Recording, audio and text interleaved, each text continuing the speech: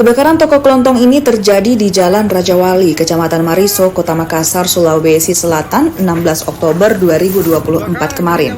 Kobaran api awalnya muncul dari arah depan toko kelontong hingga membuat panik warga maupun pengguna jalan yang melintas. 9 unit armada kebakaran dikerahkan untuk memadamkan api. Api baru bisa dipadamkan setelah 1 jam kemudian. Kebakaran ini membuat toko kelontong, sebuah sepeda motor ludes. Sementara sebuah bengkel yang berada di samping toko terkena kobaran api di bagian depannya. Bangkar, bahan campuran, sekalian bengkel penjual minyak. Penyebabnya dari mana? Kita belum tahu ini apa penyebabnya. Yang terbakar apa saja di depan? Yang terbakar ini kan ada warung kayak eceran, penjual bensin, dan di sebelahnya bengkel juga kena imbasnya. Ada kendaraan yang terbakar? Ada kendaraan kayaknya 1 unit.